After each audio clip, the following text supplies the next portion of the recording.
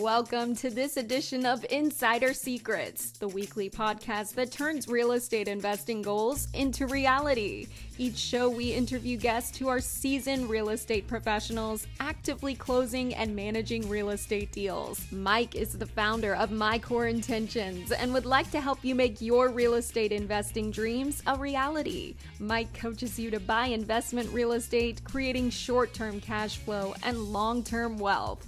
Your host and real estate coach, Mike Morawski, has more than 30 years of real estate investing and property management experience. Here's your host, Mike.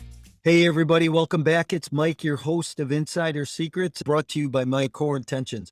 I am glad that you're here. We are really in for a treat today with the conversation that we're going to have about private capital and raising capital for your multifamily deals. Before we get started, I ask you every week what your intentions are. What are your plans? What are you trying to accomplish? What do you want to accomplish in your life? You start your day today by sitting down, your morning discipline, writing out what those core intentions were, maybe for today, maybe for the week. What do you want to achieve? Who do you need to talk to? Who do you want to meet? Hopefully, Insider Secrets is part of those core intentions for you, where you get some fill every week about multifamily, about opportunities that exist. And please follow us on the social media platforms, wherever you get your fill or your fix for social media, whether that's Instagram or LinkedIn, Twitter, Facebook, TikTok, wherever you're at. Follow us, both My Core Intentions and myself personally.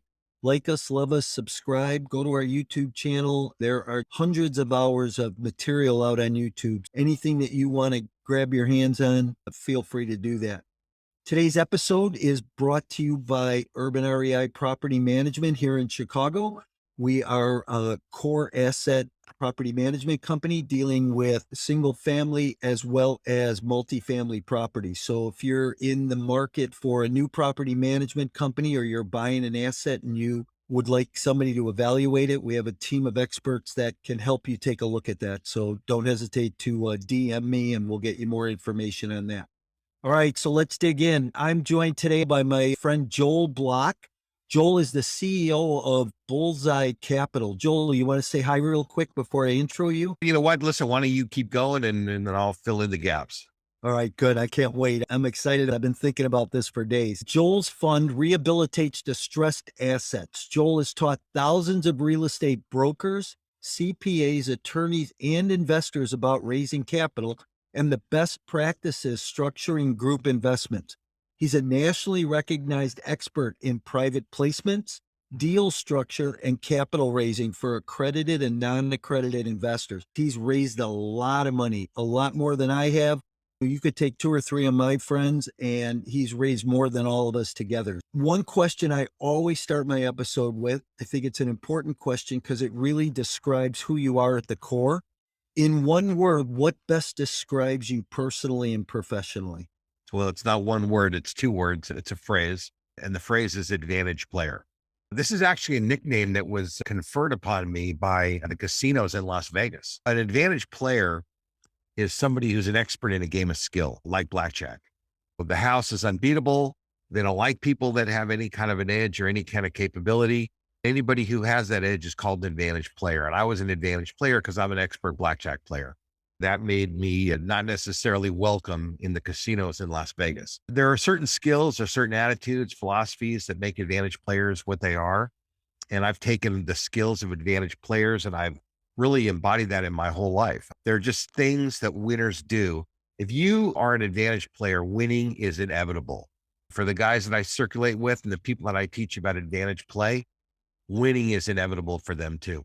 That's such a great analogy for life and business, not just blackjack or not just playing a game, but for business and treating business like that type of a game, and how you can bring your skills, your expertise to the marketplace and take advantage of it. Let me assure you that advantage play has a lot to do with raising capital, and we'll get into that in a couple of minutes, I'm sure. Good. I'm excited about that. So I kind of gave a brief bio about who you are and about Bullseye Capital, but why don't you fill the blanks in? How'd you get into the crazy world of real estate? What's your background and where are you calling from today? First of all, I'm in Los Angeles, but I started when I was in college. I was playing cards, and I pretty much paid for a lot of my way through college playing cards, but went into the CPA business, worked at Price Waterhouse. The last engagement actually I worked on at Price Waterhouse was this giant real estate syndicator where I was doing the tax work for 500 partnerships. And I hated the tax work, but I love reading the partnership agreements. And I said, I don't want to do tax, but I want to be deal makers like these guys.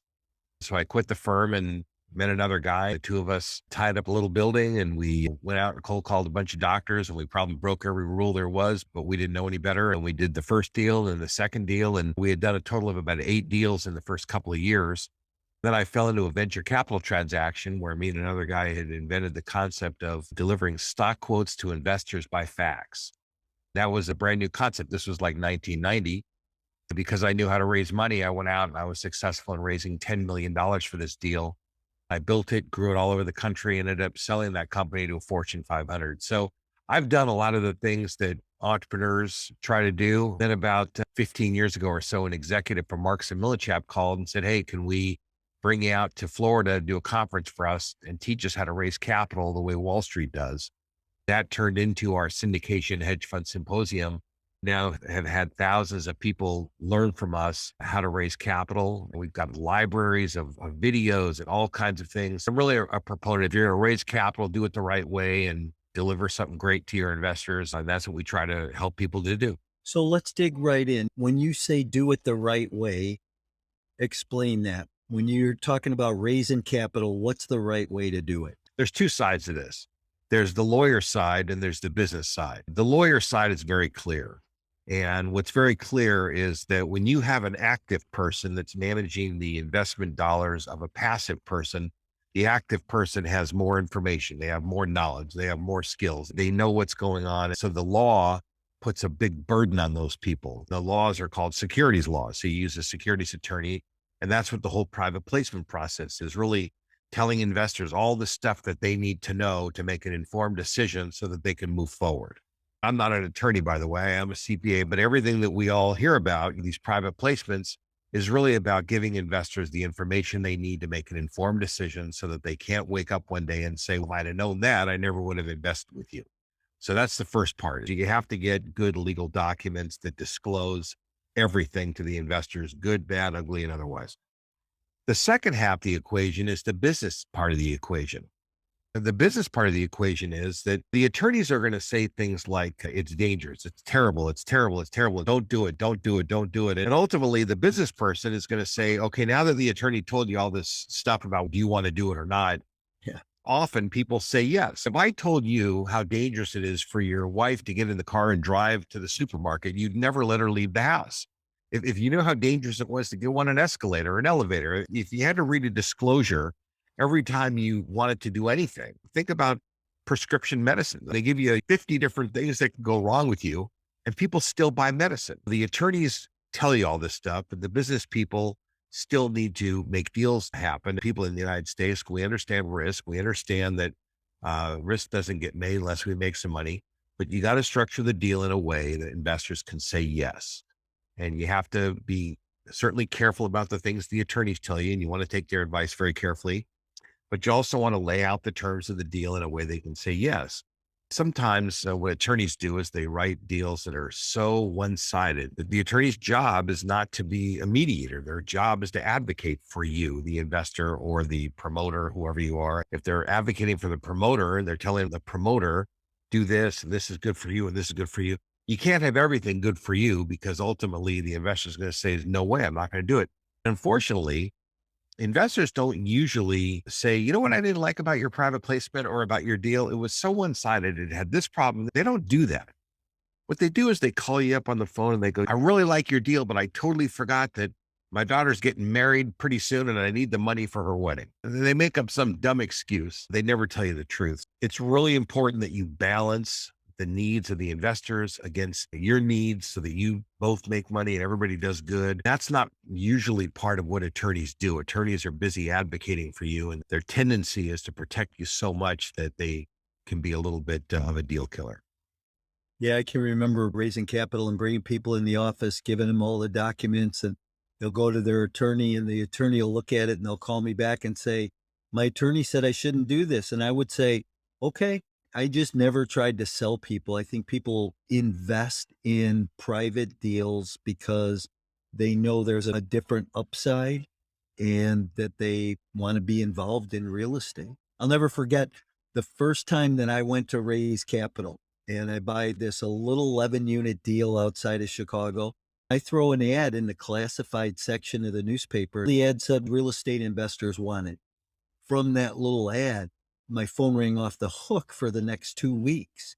I think I raised somewhere upwards of $600,000 over 6 or 7 months just from that ad. My experience is attorneys and accountants don't have a lot of incentive to say it's a great deal because the truth is, if anything goes wrong and they told you it was a great deal, move forward, they don't know if it's a great deal. There's no way for them to know. Then they end up losing the relationship with you and all the money that would come to them over the next many years. Right. So they have a hidden agenda about saying no. Of course, that's just kind of their nature, is to point out all the flaws. And one of the things that's important to understand is that the private placement business, the market for private placements, is bigger than the entire United States stock market. The reason it's so big is one asset is held in private placements. What's the main asset class held in private placements? Real estate. All that capital is used to buy real estate. So most of the real estate deals in the country are done in private placements. Investors are very familiar with private placements, especially wealthier people. They're very familiar with this. And they know that the attorney's going to look at the terms, and all the attorney can really say is these terms are reasonable, they're not reasonable, they're in line with what I've seen otherwise. The attorney and the accountant probably, without doing a lot of research, can't go into the field and say, yeah, I like that building, it's a really good deal. There's a lot of pieces. There's the deal, there's the promoter, there's the terms, there's all this stuff that they have to evaluate. Unless they really do a thorough evaluation of all those pieces, then they're only giving you a fractional opinion. They're only commenting on a certain part of it. And the investor has to do what works for the investor. It's not my job to tell the investor they should move forward. It's my job as the promoter to share with them the opportunity. If the opportunity looks like it works for them, then we'd like to welcome them into our deal. That's kind of how it is. But you have to make it enticing. You have to give them terms, profit sharing terms. Your fees can't be so ridiculous that they milk the deal out of all of its money, putting their preferred interest first and then your interest secondarily. Those are investor friendly terms. And you want to make sure that you build your deal around investor friendly terms to make sure that you have the greatest chance of being successful. Absolutely. So talk about your first deal, the first time you went and raised capital. Yeah, I remember it so well. It was in 1986. Me and this other guy had met each other right after I had left Pricewaterhouse. We tied up this little apartment building, a 12-unit deal in Los Angeles. I think it was around $500,000 at that time. We needed $165,000. We reached out to a bunch of doctors. Some of them we cold called and some of them we knew or whatever. And then we got introductions from one doctor to another doctor. And we got basically 22 guys to give us about $7,500 a piece. And we did our first little deal. There was a little private placement. I won't tell you it was the greatest private placement, but there was an attorney that wrote a little document that had the basics. At that time, it was not an LLC. It was a limited partnership. We were the general partner in a limited partnership. And that was our first deal. Then once we had those guys in that deal, we went and did a second deal. We went back to the same guys and they put in, some of them $25,000 this time. We just kept scaling it up. And then we asked them for introductions to other guys and doctors. And we just built this whole network out. We had raised several $1 million over the next couple of years.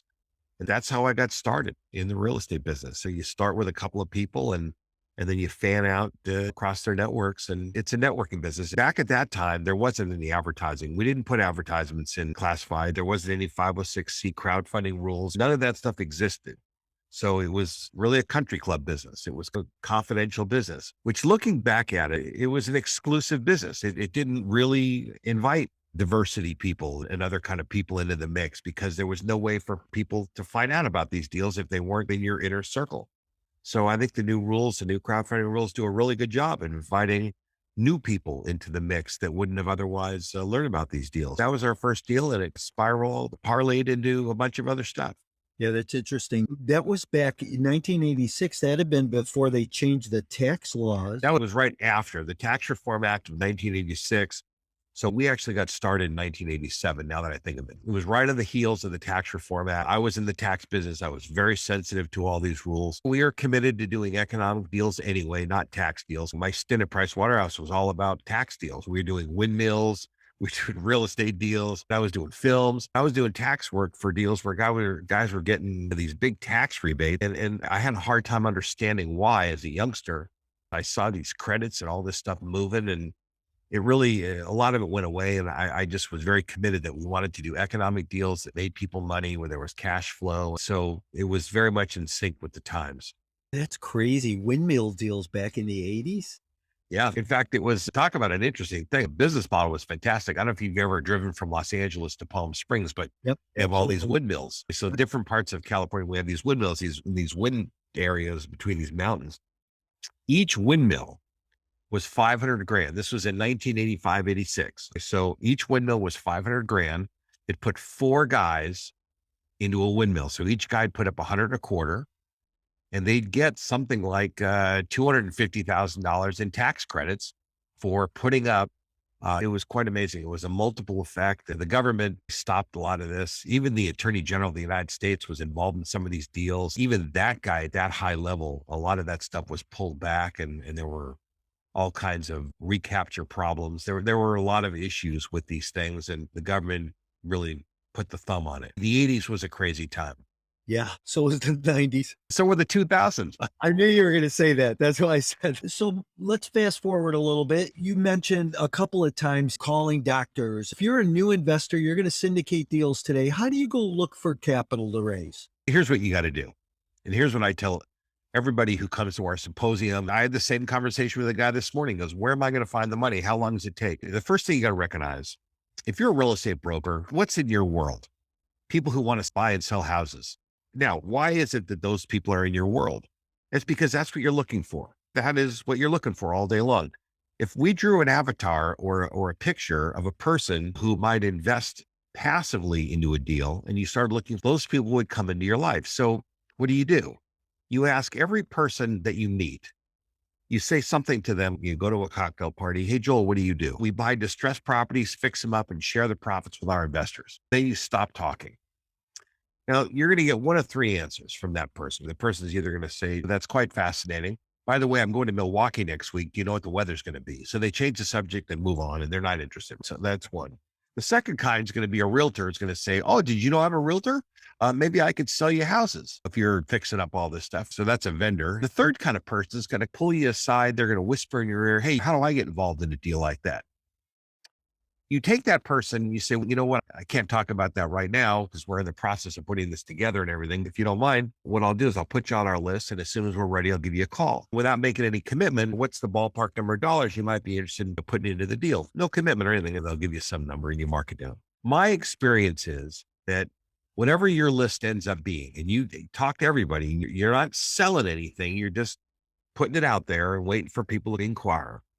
You'll probably collect about 25% of whatever ends up on your list. Americans, we're a special breed of people. We don't want to miss an opportunity, and we always say yes, even though we don't always mean yes. So my experience is about 75% ends up being fluff, 25% ends up being real. So if you go around and you have this conversation and people give you these answers and you mark it down on your list, you probably, if you had $5 million in commitments, you'll probably raise $1 million, $1.25 million, $1.5 million, give or take. 25, 30%, something like that. That's pretty realistic. That's been my experience. That's been the experience of many of our clients and people that we've taught this business. And we've taught this business to a lot of people. Our program has probably spawned 75 or 100 funds and another 100 plus syndications. All total, probably $1 billion has been raised by the guys who've come through our program. You have to go out and you have to start looking for something different than what you're looking for now. That's kind of what you got to do. Raising capital is a deliberate process. It's a thoughtful process. It's not an accident. It doesn't happen to some people because they're more lucky. At the end of the day, once you've got your first million or a couple $1 million that you put into a syndication or a fund, once you've got your first money, then you can go back to those people and say, after 6 months, hey, we're doing pretty good. Would you introduce me to some new people? A lot of people will. Some people won't, but a lot of people will. Yeah, that's always been my experience too, is that the referral side of the business, it really makes the business scalable. The more investors you have, the more referrals you get. And I always teach people you got to plant the seed, water it, and then the harvest. So we have all this technology today. Let's say that you're not able to go to networking events or you're not going to cocktail parties or business events. Where do you find people? How do you go source capital, source people? First of all, we have these new crowdfunding rules, which makes it possible to generally solicit. That kind of means pitch a deal online to an audience of people. I'm not really big on pitching deals. I think that this sort of thing needs to be more private. You can always go on LinkedIn. You can always make a post in any of these real estate forums and say, looking to brainstorm ideas with people about real estate. Have phone calls with people, have email exchanges with people, talk about real estate, demonstrate that you're an expert in real estate. I talk about being an advantage player. Demonstrate to people that you're an advantage player. People want to get onto the coattails of people who are successful. And if you can demonstrate through thought leadership, through sharing ideas, that you know what you're doing, that you're finding deals, that you're sourcing deal flow, you're going to find that people are going to say, I've been trying to flip houses myself. I find it to be very tiring. It's really not yielding me very much. I want my money to work as hard as I do, but it's just more effort than it's worth. Why don't I put some money with you and we'll share some profits? That's kind of how it starts. There's a lot of people who are out there, but you have to be someone who demonstrates that you're worth investing in. You have to demonstrate to people that you're doing, that you've got some moxie, that you've got some attitude that they like. And there's a lot of ways to do that. And you can do that right online without soliciting, without reaching out to people in a way that an attorney would caution you against. You don't want to pitch your deal, but I just want to brainstorm. What are you seeing in your market? This is what we're seeing in our market. And here are things, get to know people and start having conversations with people. The person's, either going to say that they're interested in talking further about it or they're not. But I wouldn't pitch people. I'm not a hard seller. I've never been a hard seller. I find that a soft sell works really well. Yeah. How about follow-up? So let's talk about follow-up for a minute. I'm a sales guy, been in sales for 30 years of some sort. I think people miss the mark on follow-up. If I have a conversation with you today about private equity or a real estate deal and you say no, do you follow up with people, and how often, and what does that whole formula look like for you? Yeah, I'm really big on drip systems. And for me, that means putting them into an email list. I do a lot of media, so I do a lot of commentary on economics and different things on TV programs. When that happens, and I send it out to my list, let people know that I'm out there. Life is a lot about timing. And your timing may not be just right today, but in 6 months, you get a windfall, you get a distribution from your 401k plan, something happens at work and whatever, I don't know, whatever it is that happens. And then that week they get your email that says, hey, I was just doing a media program, or we just completed a project and here's the video of the results and here's what happened. Whatever your email is, you put people on a list every month, every so often, you got to be sending them stuff out because they'll forget about you. You send out something and coincidences are real. They get the email the same week that they just had something good happen. When you're sending emails month after month, you're bound to have that coincidence happen. Then the guy calls you and says, hey, appreciate your emails. Thanks for being in touch all the time. Now's a better time for me to talk. It may be 2 months. It may be 2 years. It may be longer than 2 years. It happens to me all the time. I was on the phone just today with a guy I had heard from in 4 years, but the guy's been getting my stuff. And hey, you know what, Joel? Now I'm ready. I'm ready. Oh, okay. Fantastic. You're ready. Let's talk and let's see what ready means. Ready means that the guy's inside of a week of having some new things happen that make him ready. But if I had lost touch with the guy, if the guy never heard from me for the next many years, he would not remember me when the time comes. Those are really important facts. I want my listeners to understand that you can't take that initial no from people. You have to stay in front of them and build that database. I talked to a guy one time, he said that he talked to 1,000 investors in 1 year to start to build his database, and has ultimately, from that 1,000 contacts, $15 million. So talk about that a little bit in your world. I know you have a huge database. You've raised hundreds of millions of dollars. Talk about that a little bit. Cumulatively, I'm probably around 100 million for all my stuff, just to be clear. That's been over many years. That's been from mostly accredited investors. That's my thing. Hey, explain that real quick, if you don't mind, the difference between accredited and non-accredited investors. Yeah. The truth is that the government doesn't really like people taking money from other people, because things go wrong and people end up having hardships, and the government's got to put you on welfare. The truth is they really don't like that. They really would prefer you to just go through registered securities, which is the stock market where they can keep an eye on things, and that's their preference. But they also know that innovation and opportunity really is not what moves through the stock market. The stock market's kind of more of a stability mechanism. The real innovation happens in the private placement phase. Wealthy people who can take care of themselves, who can hire attorneys to take care of them, that can be prevented from doing really dumb things if they lose their money, are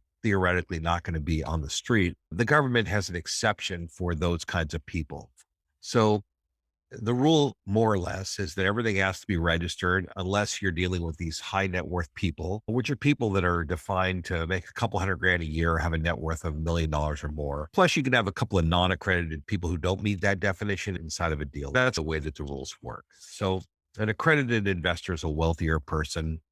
Non-accredited is not so much. In addition to accredited people, there also are institutions, pension funds, hedge funds that are, by definition, they're accredited, but they're not people. So my money has really mostly come from people, accredited people, although I have gotten some money from some institutions in the past, but mostly it's been accredited people. So when you hear people talking about, I've raised billions of dollars, they're not getting billions of dollars from individual people. They might get it from a pension fund on Wall Street, like when these big Wall Street outfits. They're generally not raising money from people. They're generally getting their money from institutions. A lot of us smaller guys get our money from people, and 10 or 20 or $50 million fund. That's a lot of money when you think that you might be getting the money at $100,000 or $250,000 a person. That's a lot of people. It really takes a lot to accumulate that much capital. So does Bullseye do this? I'm a syndicator. I'll put a real estate deal together. If I came to you with the apartment deal, would you guys raise the capital on that deal? No, we don't broker any money. We don't broker anything. We've raised money for our own account because we're syndicators, fund managers too. The difference is that in the last 10 or 12 years or 15 years, we've been teaching other people how to set up deals, how to look for investors, how to find them, how to talk to them. We don't raise any capital. We don't get in the middle of those discussions with those investors, but we coach people on how to be successful in raising capital, where to go look, how to position yourself, how to get organized. And we counsel them through the private placement process and get them ready to go to the attorneys that we introduce them to and help them to get ready for that process. But we do not broker capital. My experience is capital is really valuable, and I stand to make a lot more money by raising the capital from my own account than I would by brokering it. The other thing is that when you broker capital, my experience is things go wrong. I don't have any control over where that capital goes. Then the person comes back to me and says, "Hey, Joel, you told me to get involved in that deal. I'm sorry that happened. I don't have any control over that deal. And so I don't want to have anything like that happen to me. So I don't get involved in that." So you do your symposium once a year. It's always been twice a year, but because of the pandemic, it's been a little bit different, but give or take, yeah. Are you doing it live or are you doing it virtual? No, we're scheduled for the spring and it's scheduled to be live. Right now it's May, but there's a good chance because of this whole new wave that's happening, it'll push back just a little bit.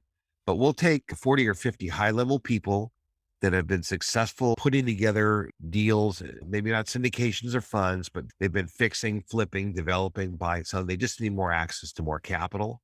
And we show them really what the ropes are and how this works and how to do it professionally and properly and how to be successful. Interesting. So here's what we know. In the world of private equity, in the world of real estate, times can come where things get very stressful. You've mentioned this a couple of times, but we're held to a much higher standard when it comes to legalities and things like that. So when the stress mounts around what you're doing, how do you personally handle those stressful situations? How do you make high stake decisions?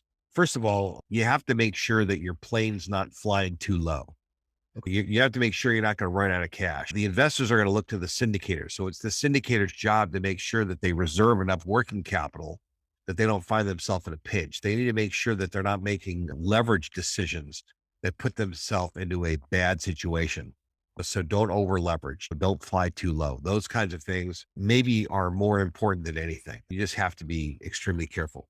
The second thing is that you have to constantly be looking at your environmental factors. What's happening in the economy? What's happening around you? You need to be talking to other syndicators. What are their experiences? Because Part of the problem that syndicators have, and we run a group, once people run their funds, we have a mastermind group for syndicators. It's called our M4 group, Money Managers Mastermind. This is just people who are running funds. What happens is we sit down, we talk, and we say, listen, what's the market like in your area? Were you affected, for example, when all these eviction moratorium were in place? Are you being affected by this? How are you dealing with this? How are you negotiating your terms? What's happening? Are you losing tenants because of the commercial lease problems and other sorts of situations? We share information, and that's how a lot of that happens.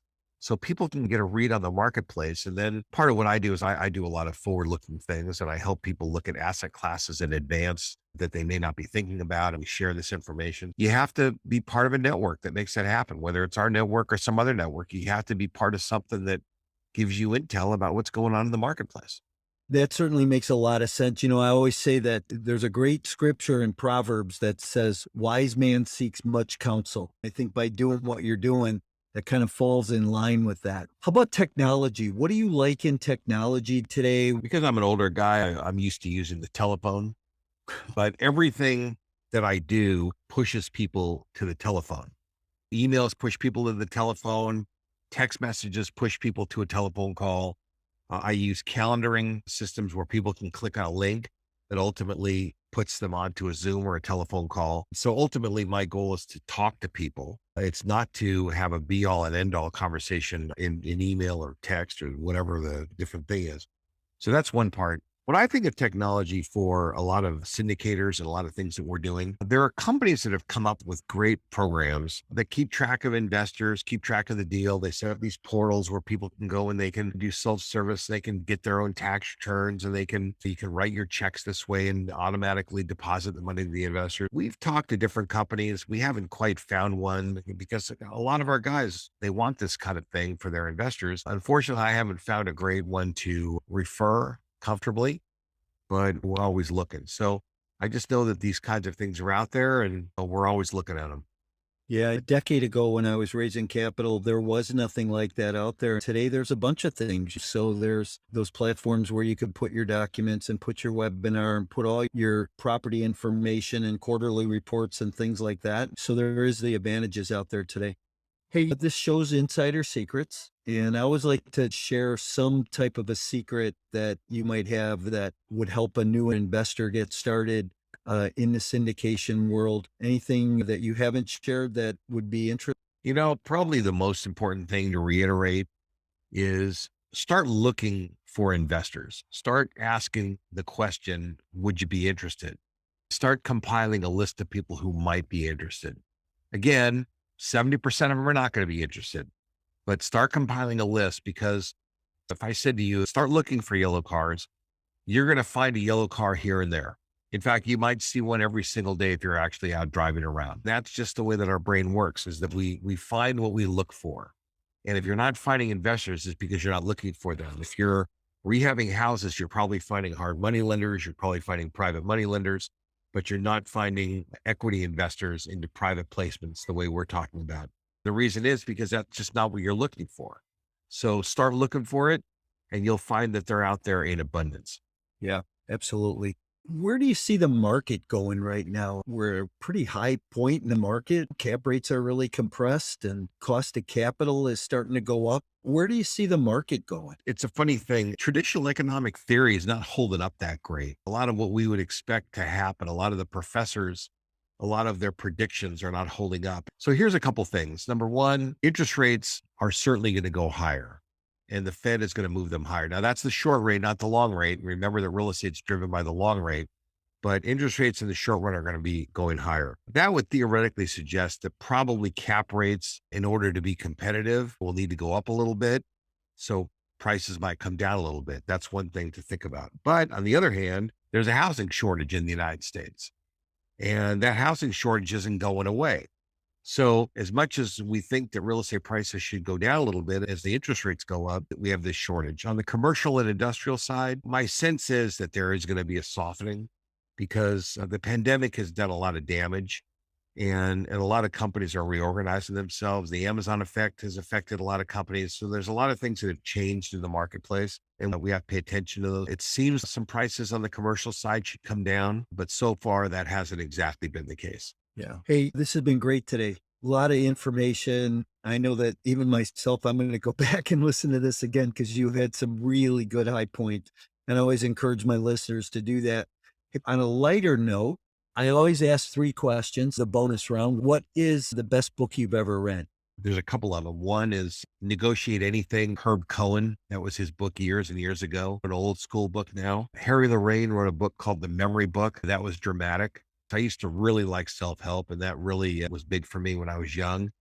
Now I listen to podcasts. I do listen to some Audible stuff, but I listen to the Wall Street Journal podcast every day. There are several other podcasts that I consume because I just think that they do such a great job of telling stories. A lot of these podcasts are very highly produced. Of course, I have my own podcast, Profit from the Inside, which is really all about delivering the inside track. It's a business podcast, not real estate, but we take business topics and we ask guests to deliver the inside track, which is the best, smartest, or fastest way to get something done. Those guys that do are advantage players. So it's a good podcast. Awesome. How about your favorite restaurant, favorite food, favorite restaurant? Probably Mexican food. Okay. So you're in LA. I love a place down in Newport called Javier. Newport Beach is 75 miles away, which is sometimes 3 hours away. Yes. So when I was a kid, San Diego was 2.5 hours away, and now it's moved. It's about 5 hours from here now. Yeah, it's crazy. Favorite tourist attraction? Boy, that's hard. I'll tell you, if you're asking in Los Angeles, the normal ones come to mind, but really maybe my favorite city that has tourist attractions. I love New Orleans. I love Orlando. I love New York City. I actually love a lot of our great cities in this country. I just think that every city has great personality. I'm a big fan of every one of those. You get to Chicago often? I haven't been to Chicago in a little while, but we have family in Chicago, but we get there once in a while. Okay. Look me up when you get here. Next time I will.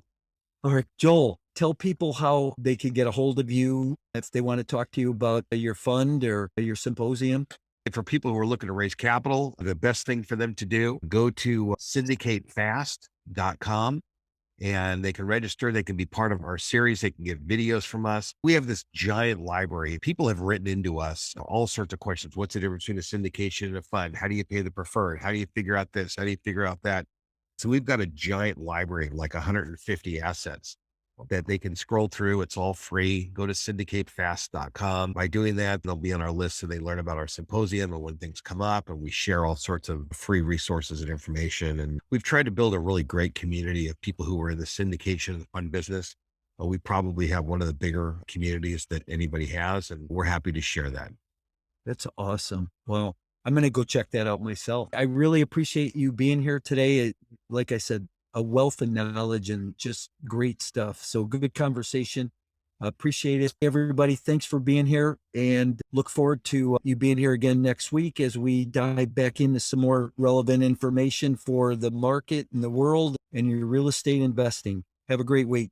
Thank you, Mike, and thank you for joining us for another great episode of Insider Secrets. As always, Insider Secrets is brought to you by My Core Intentions. Wherever you hang out on social media, you will find Mike and My Core Intentions.